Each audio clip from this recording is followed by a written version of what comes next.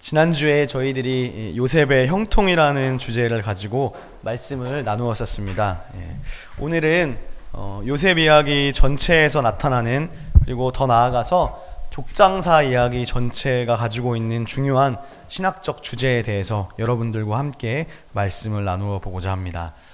저희가 지난 수요일에 에스라 바이블 스터디 창세기를 함께 나누면서 창세기의 중요한 문학적인 지표 중에 하나가 바로 계보라는 말로 번역되는 톨레도트라는 것을 저희들이 함께 배웠습니다.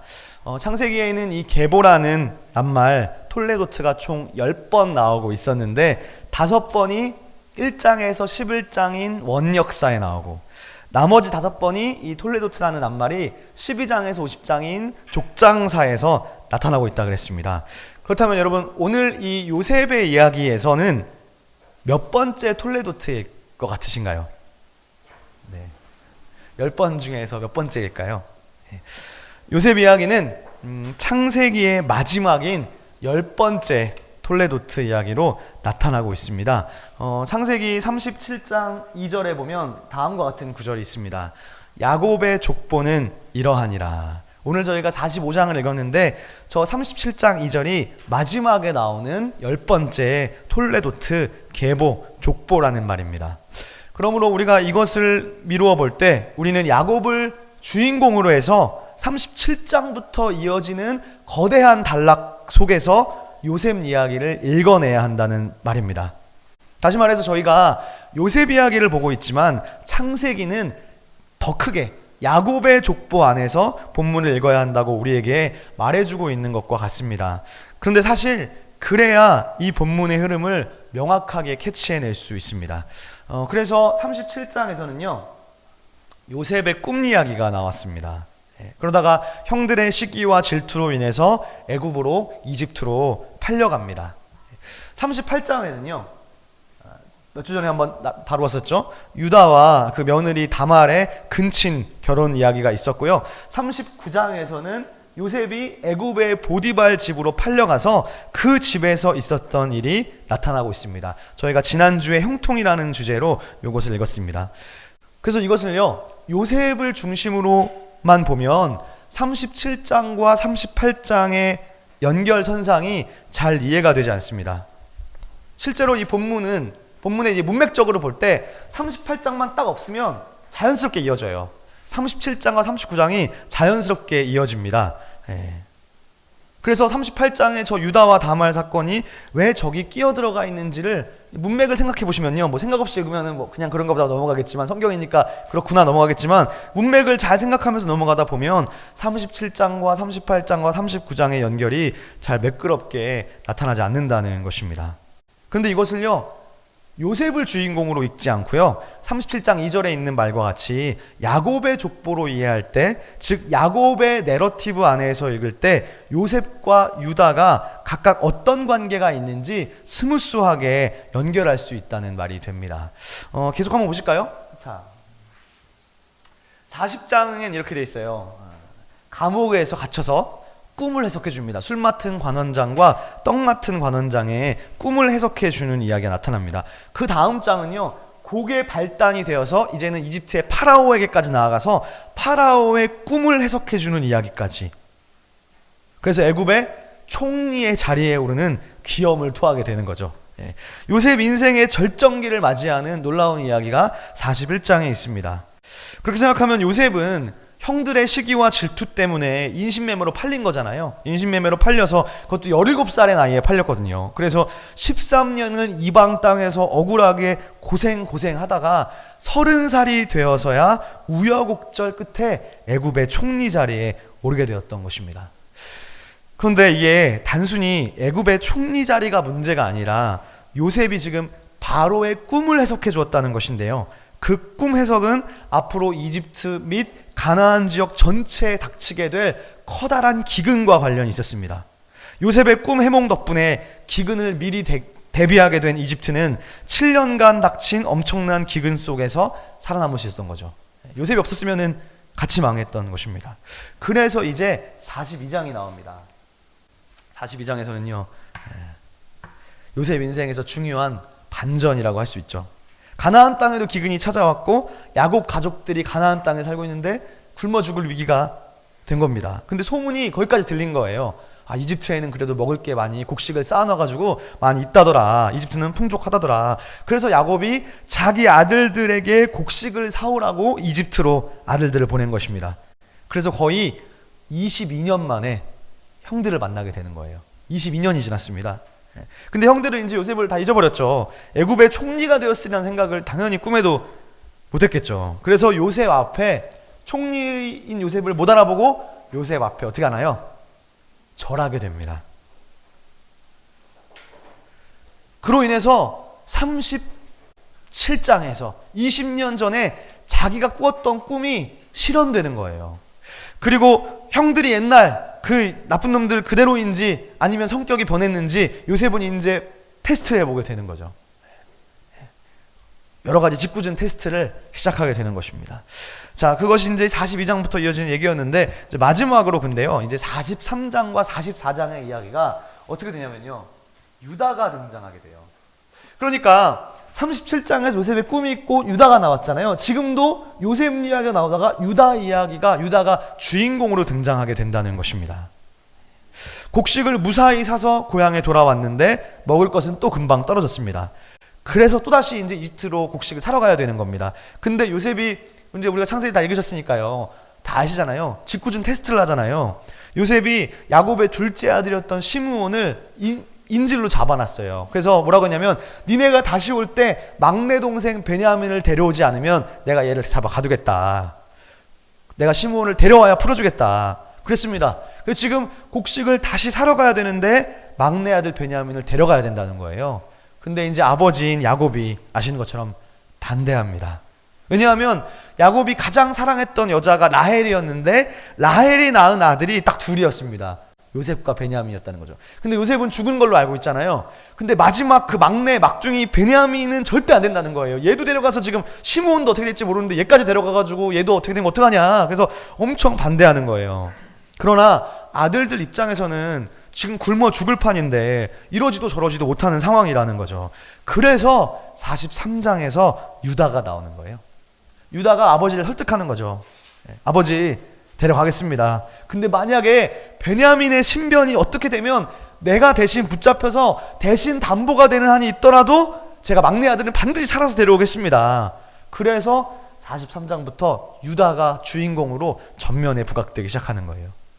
그래서 여러분 이거를요, 야곱의 족보 안에서 읽으면요, 야곱의 큰 스토리 안에서 요셉과 유다가 뭐랄까요, 서로 왔다 갔다 하면서 이 주된 스토리를 끌고 가고 있다는 거예요. 그리고 44장이 절정입니다. 실제로 요셉은 누명을 씌워서 막내 동생 베냐민을 잡아 가두려고 하죠. 그때 어떻게 되나요? 드디어 유다가 나서게 되는 겁니다. 자기가 대신 담보가 되겠다는 거예요. 그래서 이 족장사의 마지막 부분은 우리가 요셉에게 초점을 맞출 수 있지만 실제적으로요, 이번 주에 창세기를 읽으실 때 유다를 중심으로 한번 읽어보세요. 그러면 또 다른 맛이 느껴집니다. 우리는 어렸을 때부터 이거를 요셉 이야기로만 배워왔어요. 근데 유다가 어떻게 변해가는지 그 유다가 하는 말들을 잘 생각해 보시면 훨씬 더 풍성해지리라 생각이 됩니다. 그래서 유다는 원래요, 처음에 어떤 사람이었나요? 37장에서 나왔어요. 요셉을 팔자고 주동했던 형제들 중에 가장 나쁜 놈이었습니다. 자기가 팔자고 그랬어요. 형제들을 자기가 주동했던 인물이었습니다. 그런데 세월이 흐르면서 유다가 조금씩 성숙한 모습을 보여주면서 이제는 막내 동생 대신에, 예전에는 막내 동생 자기가 팔아버렸는데 이제는 막내 동생 대신에 자기가 죽는 한이 있더라도 대신 잡히겠다고 하면서 스스로를 희생하는 희생정신의 모습을 보여줍니다. 즉 유다의 변화 이야기, 유다의 성장 이야기가 같이 들어있는 것입니다. 자, 그렇다면 여러분 이제 다 같이 유다의 이 장엄한 희생정신이 나타나는 본문을 한번 함께 읽어보시겠습니다. 다 같이 창세기 44장 32절과 33절을 한번 보시겠습니다. 32절과 33절을 여러분들께서 한번 읽어주시면 좋겠습니다. 시작.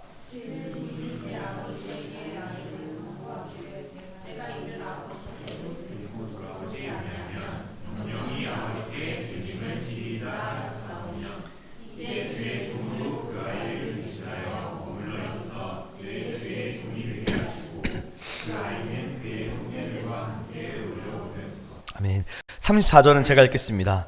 그 아이가 나와 함께 가지 아니하면 내가 어찌 내 아버지에게로 올라갈 수 있으리까? 두렵건대 제 해가 내 아버지에게 미침을 보리이다. 그래서 오늘 본문 창세기 45장은요, 요셉 이야기에서 절정을 이루면서 중요한 분기점이 되는 장면입니다. 그런데 그 분기점은 바로 요셉이 이 유다가 자기 형이죠. 유다의 숭고한 희생정신이 담긴 이 말에 감동된 거예요. 지금 방금 한 읽은 여기에 자기가 대신 담보가 되겠다는 말에 감동이 돼서 드디어 내가 누구인지 밝히게 됩니다. 자기를 오픈하게 되는 거예요. 요 말을 듣고 오픈하게 되는 것이죠. 요셉이 이 유다의 말에요, 얼마나 크게 감동을 받았는지 감정이 복받쳐 올랐나 봐요. 오늘 본문 45장 1절 말씀을 한번 보실까요? 거기 보면 이렇게 말하고 있어요. 요셉이 시종하는 자들 앞에서 그 정을 억제하지 못하여 소리질러 모든 사람을 자기에게서 물러가라 하고 그 형제들에게 자기를 알리니 그때에 그와 함께한 다른 사람이 없었더라. 유다의 말을 듣고 정을 억제하지 못해서 소리를 질렀대요. 그 다음 2절 보세요. 요셉이 큰 소리로 우니 애굽 사람에게 들리며 바로의 궁중에 들리더라. 얼마나 크게 울었는지 궁중 전체에 들릴 정도로 요셉이 막 꺼이꺼이 울었다는 것입니다. 왜 울었을까요? 이걸 한번 생각해보면 좋을 것 같아요. 왜 울었을까요? 일단 그런 생각을 해볼 수 있을 것 같아요. 지난 20년 동안 형들을 얼마나 원망했을까요? 자기가 받은 상처인 거죠. 그것도 고작 17살에 형들에게 팔렸는데 그 상처를 과연 치유할 수 있을까? 근데 오늘 이 유다의 말에 감동해서 울고 있습니다. 요셉 이야기에서요, 요셉의 우는 장면이 총 8번 나옵니다. 여러분 안 세보셨죠? 저는 세봤는데 이렇게 보면 요셉은 꿈꾸는 자가 별명이라기보다는 울보 요셉이라는 말이 더 어울릴 것 같습니다. 요셉이 언제 울고 있는지를 한번 찾아서 한번 읽어보면 좋겠습니다. 먼저 42장 24절 한번 보겠습니다. 네, 제가 읽어드리겠습니다. 42장 24절. 요셉이 그들을 떠나가서 울고. 이 장면은 형제들을 거의 20여 년 만에 다시 처음 만났을 때 장면입니다. 그때 요셉이 울은 거예요. 이게 처음 울었다는 얘기예요. 자, 그 다음은 한 장 넘기셔서 43장 30절입니다. 자, 읽겠습니다. 요셉이 아우를 사랑하는 마음이 복받쳐 급히 울 곳을 찾아 안방으로 들어가서 울고. 이때는 막내 동생 베냐민을 보고 울은 것 같습니다. 세 번째는 오늘 본문 45장 2절인데요. 이때는 유다의 희생정신, 유다를 다시 보게 되면서 울었습니다. 왜냐하면 자기를 팔자고 했던 놈이 형 유다였는데 20년 만에 만난 유다는 죄책감 때문이었는지 이제는 베냐민을 위해서 희생하는 모습을 보입니다. 그래서 요셉이 엉엉 울었다는 거예요. 네 번째는요, 45장 14절입니다. 자, 거기 보시면 이렇게 되어 있습니다. 자기 아우 베냐민의 목을 안고 우니 베냐민도 요셉의 목을 안고 우니라. 네 번째는 막내 동생 베냐민을 보고 또 울었습니다. 다섯 번째는 바로 다음 절 15절입니다. 요셉이 또 형들과 입맞추며 안고 우니 형들이 그제서야 요셉과 말하니라. 이때는 형제 전체를 다 새롭게 오픈하고 나서 모든 이야기 다 하고 나서 울었습니다. 그래서 요셉이 우는 이야기가 총 8번 나오는데요. 첫 번째부터 5번째까지는 제가 분석을 해보니까 형제들을 만난 것과 관련이 있어요. 형제들을 만날 때 울어요. 근데 이제 6번째부터는요, 자기 아버지 야곱을 만나는 것과 관련이 있습니다. 46장 29절을 보실까요? 요셉이 그의 수레를 갖추고 고센으로 올라가서 그의 아버지 이스라엘을 맞으며 그에게 보이고 그의 목을 어긋 맞춰 안고 얼마 동안을 울며. 22년 만에 죽은 줄 알았던 아들을 만나고 아들은 아버지를 상봉하면서 울고 있습니다. 7번째입니다. 자, 50장 1절입니다. 요셉이 그의 아버지 얼굴에 굽으려 울며 입맞추고. 자, 조금 전에는요 살아있는 아버지를 보고 울었는데 이제 50장에서는 아버지가 죽었어요. 죽은 아버지를 보고 울고 있습니다. 이제 마지막 8번째가 남았는데요. 8번째는 50장 17절에 있습니다.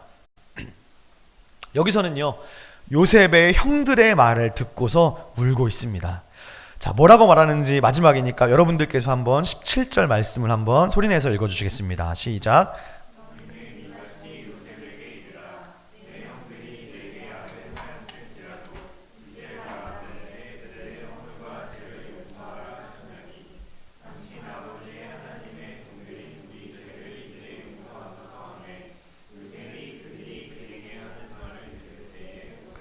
네, 지금 이제 아버지가 죽고 나서 형들이 걱정이 된 거예요. 요셉이 자기를 또 복수할까봐. 그래서 아버지가 이렇게 얘기했습니다. 저희 죄를 용서해 달라고. 그렇게 말하는 형들의 말을 듣고 마지막으로 요셉이 울었습니다. 그러므로 요셉의 이야기는 요셉이 우는 이야기라고 해도 과언이 아닐 것입니다. 사실 성경에 다 드러나진 않지만요, 실제로 지금보다 앞에서 17살에 팔려가서 30세 총리가 되기까지 그때도 많이 울지 않았을까요?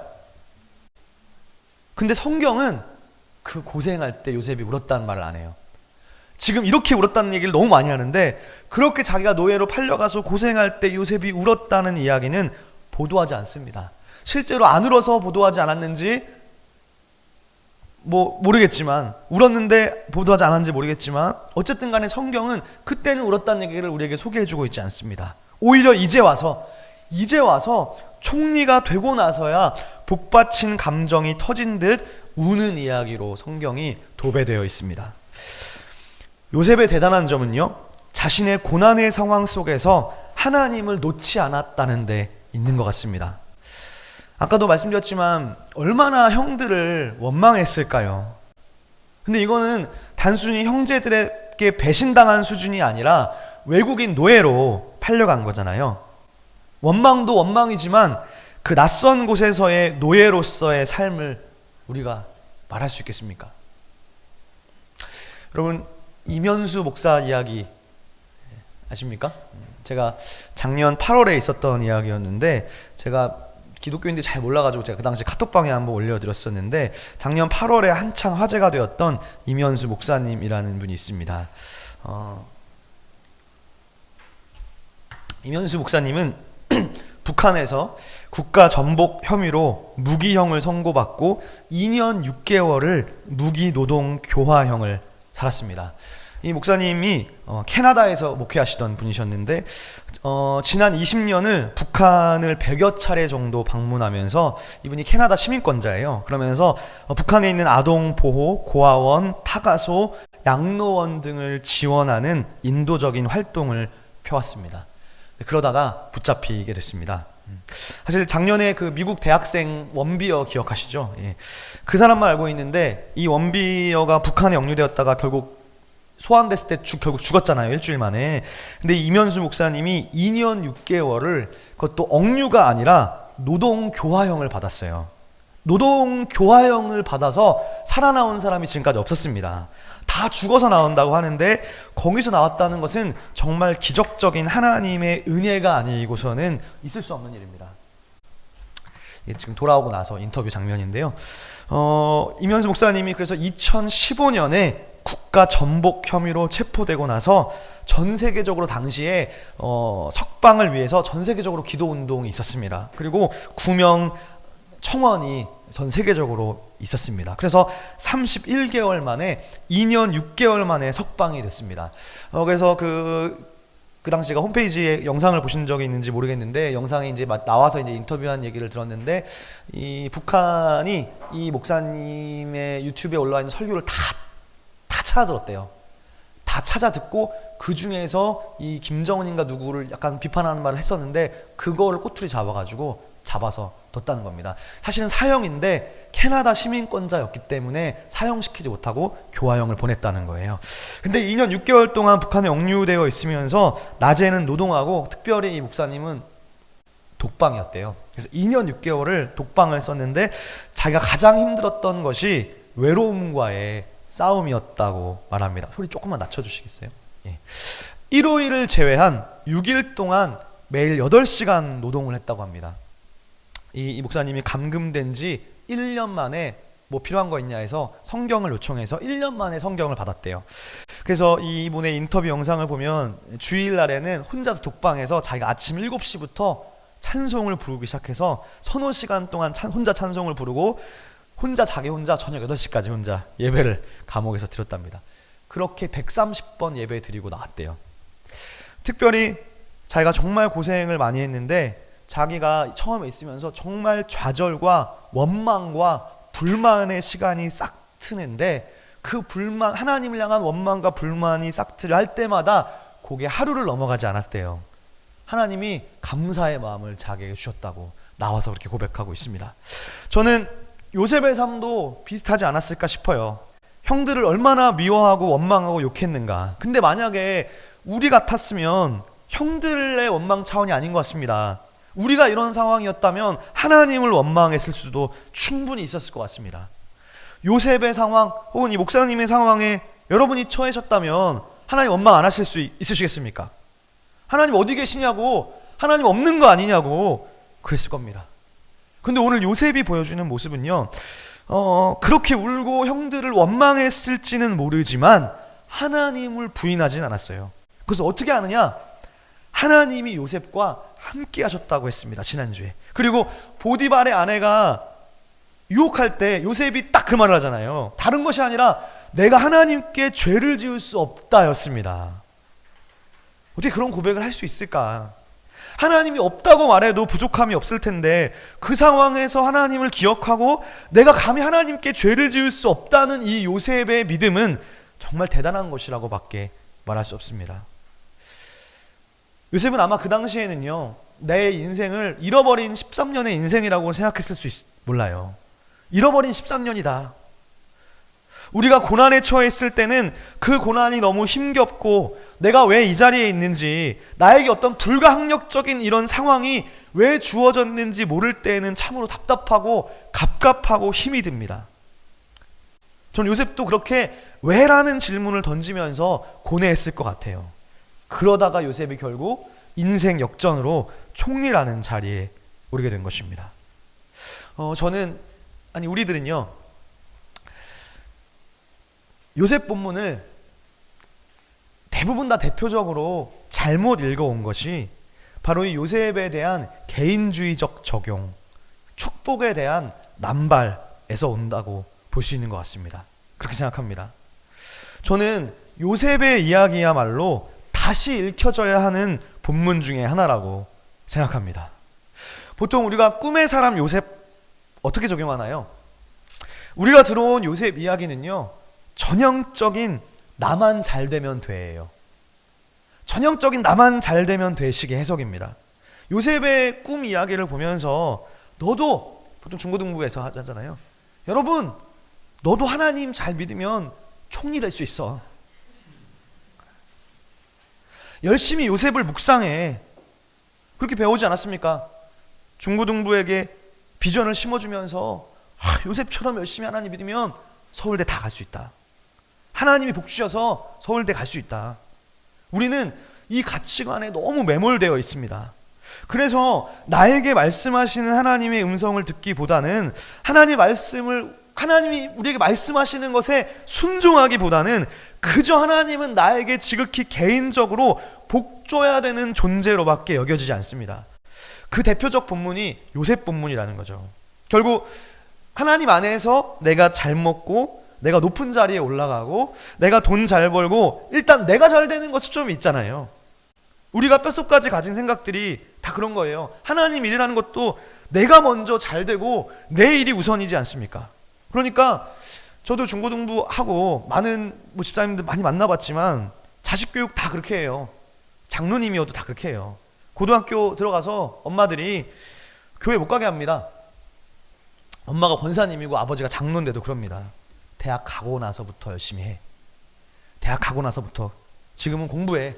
이것이 우리나라 기독교의 현실입니다. 근데 그게 지금도 이어지는 거죠. 하나님이 나에게 말씀하시는 말씀, 나에게 주신 소명이 중요한 것이 아니라 일단 내가 잘 되고 내가 잘 되는데 우리의 성경 해석에 초점이 있지 않습니까? 마치 사무엘과 같이 주여 말씀하옵소서 제가 듣겠나이다. 이런 자세는 1도 없고 내가 잘 되는 일이 먼저이지 않습니까?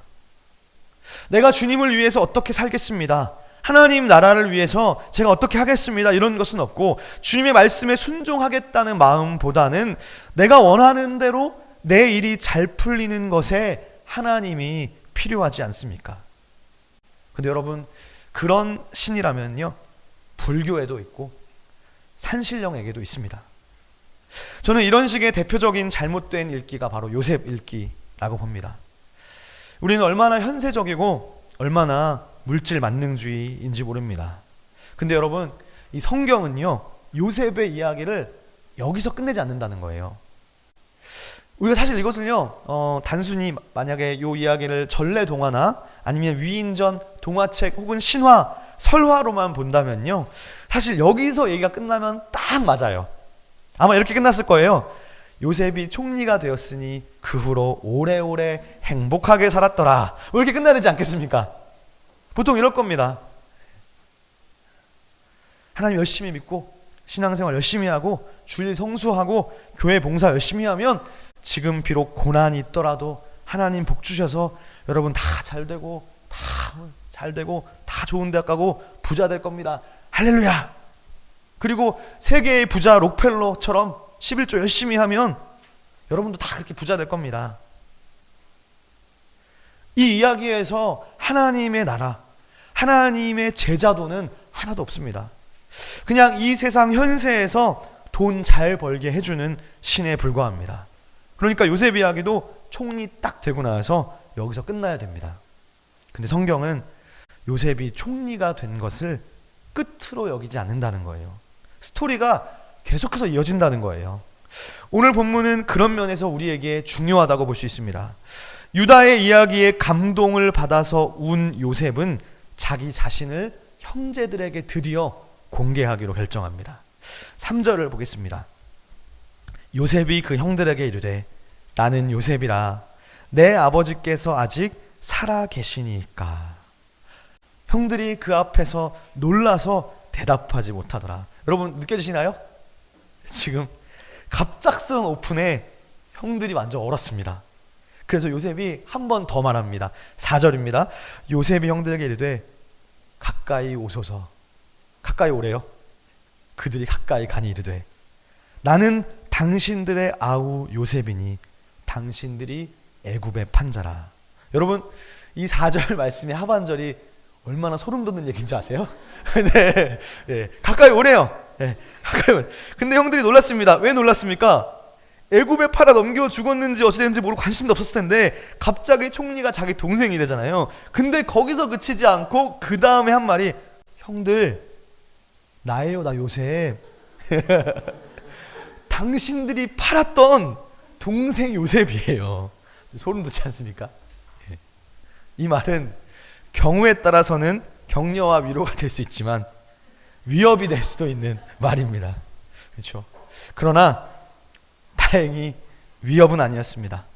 바로 이어서 다음과 같이 말하고 있기 때문입니다.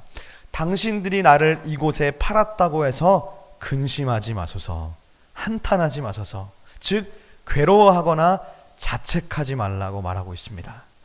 그런데 그 다음에 이어서 하는 말이 우리를 정말 놀랍게 합니다.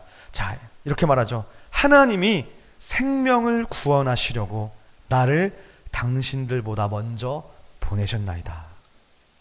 저는 오늘 이 말씀이요, 지금까지 길게 내려왔던 요셉 이야기의 교훈과 신학을 결정짓는 중요한 발언이라고 봅니다.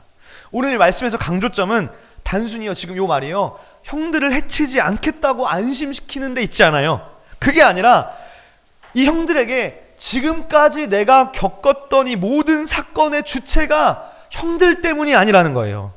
이 사건의 주체가 누구인지를 깨닫게 하는데 오늘 본문 말씀에 강조점이 있습니다. 하나님이 생명을 구원하시려고, 생명을 보존하시려고 하나님이 나를 먼저 보내셨다는 거예요. 하나님이 보내셨다는 거예요. 훗날 시편이 이 요셉의 이야기를 훨씬 더 풍성하게 해주거든요. 자, 앞에 화면을 보시면 시편 105편 16절에서 19절에 이 이야기를 회상하고 있습니다. 제가 읽어드릴게요. 그가 또 그 땅에 기근이 들게 하사 그들이 의지하고 있는 양식을 다 끊으셨도다. 그가 지금 하나님입니다. 16절 그가 한 사람을 앞서 보내셨으며 요셉이 종으로 팔렸도다. 그의 발은 착고를 차고 그의 몸은 쇠사슬에 매었으니 18절입니다. 곧 여호와의 말씀이 응할 때까지라. 그의 말씀이 그를 단련하였도다. 시편 기자는 여호와의 말씀이 요셉을 단련했다고 말합니다.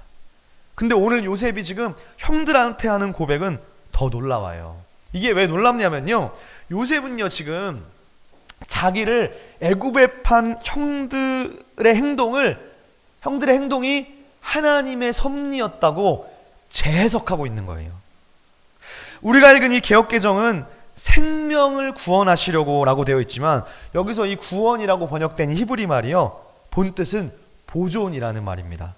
영어로 보니까 preservation of life, 생명의 보존이에요. 즉 생명을 보존하시려고 하나님이 먼저 보내셨다는 거예요. 근데 여기서 끝이 아니에요. 생명을 구원하시려고, 생명을 보존하시려고는요, 여러분 이게 어떤 생명일까요? 어떤 생명인가요? 지금 자기가 정말 이렇게 속된 말로 자기가 이 개고생을 한 이유가 생명을 생명을 보존하시기 위한 하나님의 섭리로 요셉이 자신의 과거를 재해석했습니다. 근데 여기서 생명을 보존할 때 그 생명이 누구의 생명이냐는 거거든요. 요셉의 생명입니까? 아니면 기근 때문에 야곱 가족을 살리기 위한 야곱 가족의 생명만을 말하는 것인가요?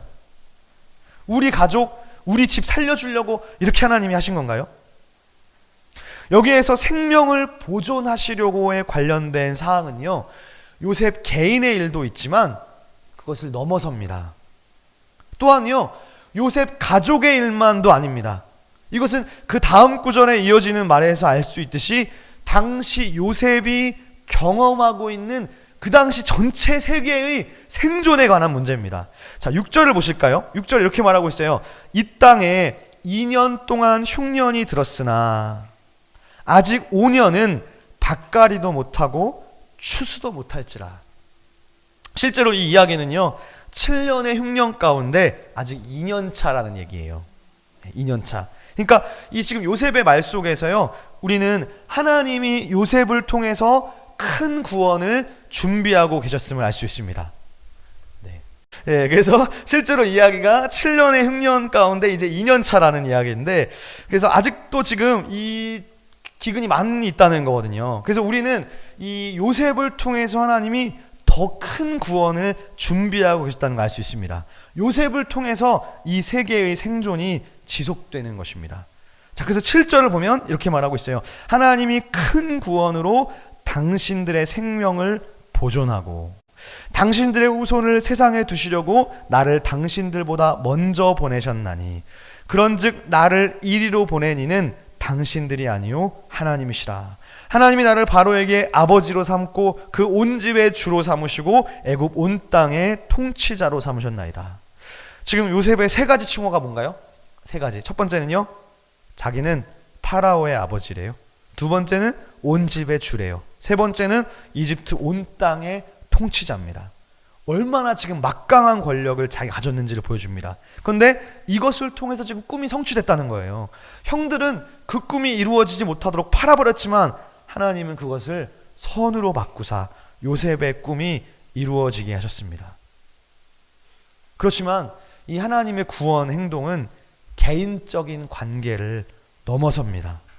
즉 요셉 가족의 구원만을 위한 것이 아니라 요셉의 세계에 속한 모든 사람들의 생명을 구원하시고자 하는 하나님의 원대한 계획이었던 것입니다. 그렇게 생각하면 우리는요, 족장사에서 또 하나의 중요한 축을 발견합니다. 여러분, 하나님이 아브라함을 부르신 이유가 뭐였나요? 족장사에 생각해 보셔야 되거든요. 하나님이 이렇게 말씀하시면서 불렀어요. 여호와께서 아브라함에게 이르시되 너는 너의 고향과 친척과 아버지 집을 떠나 내게 보여줄 땅으로 가라. 내가 너로 큰 민족을 이루고 내게 복을 주어 내 이름을 창대하게 하리니 너는 복이 될지라. 3절입니다. 너를 축복하는 자에게 내가 복을 내리고 너를 저주하는 자에게 저주하리니 땅의 모든 족속이 너로 말미암아 복을 얻을 것이라. 이것이 바로 족장의 사명입니다. 족장에게 주신 하나님의 축복이자 비전입니다. 땅의 모든 족속이 너로 말미암아 복을 받을 것이다. 이것이 요셉을 먼저 보내신 이유였다는 것이죠. 사랑하는 여러분, 여러분에게는 이러한 족장의 축복이 이루어지고 있습니까? 요셉의 이야기를 단순히 우리가 총리가 되는 정말 개인적으로 나에게만 주어지는 복을 위한 신앙으로 만들지 마십시오. 나를 위한 하나님의 말씀을 넘어서 족장의 사명을 가지고 살아가는 것입니다. 여러분들의 삶의 자리를 여러분들은 어떻게 해석하고 계십니까? 예수 믿는 자들에게는 동일한 축복이 주어집니다. 동시에 하나님의 놀라운 구원의 복음의 비밀을 맡은 자로서 하나님이 저와 여러분을 불러주셨습니다. 저는 우리 여러분들께서 시온의 교회에 온 것은 하나님께서 하나님의 일을 맡겨주시려고 부르셨다고 믿어요. 그런데 그 맡기실 일은요, 축복의 담지자로서 하나님의 큰 구원을 위해서 생명을 보존하게 하시고자 하는 놀라운 복의 담지자로서 부르신 것입니다. 여러분을 이 자리 가운데로 불러주신 것은 하나님이 생명을 구원하시려고 여러분을 불러주셨어요. 그래서 우리는 언제까지 정말 나 자신만 위하고 나만 알고 이기적으로만 살아가는 것이 아니라 하나님께서 여러분들을 위해 다 모든 것을 주셨는데, 그 예수 그리스도께서 목숨까지 내어주셨는데 우리가 언제까지 정말 나만을 위한 신앙으로 머무시겠습니까? 저는 저와 여러분에게 하나님의 놀라운 구원의 계획이 있음을, 그리고 그것이 정말 얼마나 위대한 일인지를 가슴에 품을 수 있는 복이 있으시기를 원합니다. 근데 그것이 다가 아닙니다. 교회뿐만 아니라 여러분들께 속해 있는 삶의 자리를 다시 재해석해야 됩니다. 하나님, 나를 이곳에, 이 직장에, 또는 이 학교에, 이 삶의 자리에, 지금 이 자리에 보내주신 것이 거기서 그냥 월급 받는데 만족하라고, 그저 그 월급으로 너 잘 먹고 잘 살라고, 그것을 넘어서 하나님이 생명을 구원하시려고 여러분들 한 사람 한 사람을 지금 그 자리로 보내셨다고 재해석하는 신앙의 확신이 여러분들에게 있으시기를 원합니다. 우리는 요셉이 13년 동안 겪은 고난의 의미를 하나님의 놀라운 생명의 섭리로 재해석하는 요셉의 아름다운 인격 속에서 세계 만민을 복되게 할 아브라함 후손의 롤 모델을 만납니다. 아브라함형 인간인 거죠. 요셉은 아브라함형 인간입니다. 아브라함형 인간은요, 아담형 인간이 저지른 죄와 불순종의 역사를 수습하는 인간형입니다. 아담형 인간은요, 자신의 불순종과 자신의 죄로 온 인류를 죽음과 고난의 시궁창 아래로 몰아넣었습니다. 그러나 오늘 아브라함형 인류의 롤 모델인 요셉은요, 자기 형들의 죄악, 형제의 죄악으로 인해 초래된 재난과 악한 운명을 견뎌내고 마침내 온 세계 만민을 살리는 복의 근원이 되었습니다. 오늘 요셉은 아담형 인간이 열어놓은 판도라의 상자를 닫은 사람이에요. 아담형 인간이 열어놔서 그들의 죄로 인해서 세상이 약해져 가고 그렇게 된 것을 다시 닫아놓은 사람입니다. 무엇보다 저주를 대신 지고 악을 선으로 바꾸는, 악을 선으로 만드는 그런 사람입니다. 하나님이 아브라함을 부르시고 내 후손이 세계 만민을 위한 복의 근원이 될 것이라는 약속은 지금 요셉에게서 실현되고 있는 것입니다. 여러분들은 문제를 만드는 아담형 인간이십니까? 아니면 다른 사람들이 만들어 놓은 문제들을 십자가의 은혜로 덮으면서 하나님 나라를 만들어가는 아브라함형 인간이십니까? 하나님께서는 아담형 인간이었던 저와 여러분을 예수 그리스도를 통해서 새롭게 하시고 이제 그리스도의 제자로서 그 뒤를 따라가는 아브라함형 인간으로 여러분들을 통해서 여러분 안에서 다른 사람들의 생명을 보존하게 하시려고 여러분을 부르셨습니다.